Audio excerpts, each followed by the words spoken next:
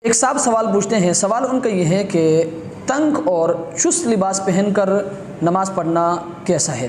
تو یاد رکھیں مسئلہ یہ ہے کہ ایسا تنگ اور چست لباس پہننا جس سے مخفی اعضاء کی شکل و صورت نظر آئے، یاد رکھیں یہ حرام ہے۔ اور یہ بات بھی اپنے ذہن میں رکھیں کہ مخفی اعضاء کو دیکھنا اور دکھانا دونوں حرام ہے، اگرچہ بلا شہوت ہی کیوں نہ ہو۔ اور اکثر حضرات یہ بھی کہتے ہیں کہ ہم جو چست اور تنگ پتلون پہنتے ہیں وہ موٹا ہوتا ہے اور اس سے جسم کا رنگ نظر نہیں آتا۔ ٹھیک ہے، فرض آپ کی ادا ہو جائے گی، لیکن یاد رکھیں حرام لباس پہن کر نماز پڑھنا یہ مکروہ اور گناہ ہے۔ اور یہ بات بھی اپنے ذہن میں رکھیں کہ عورتوں کے مقابلے میں مردوں کا چست اور تنگ لباس پہننا یہ زیادہ خطرناک ہے۔ کیوں؟ اس لیے کہ عورت اگر چست یا تنگ لباس پہنتی بھی ہے تو وہ نماز کے دوران چادر یا دوپٹے سے اس کو چھپا لیتی ہے، جس کی وجہ سے اس میں کراہت نہیں ہوتی، لیکن مرد حضرات ایسا بھی نہیں کر سکتے۔ اس لیے مردوں کو چاہیے کہ ایسا تنگ اور چست لباس جس سے بدن کے مخفی اعضاء کی شکل و صورت نظر آئے، اس سے احتراز کرنا چاہیے۔ اللہ تبارک و تعالی ہمیں اس مسئلے کو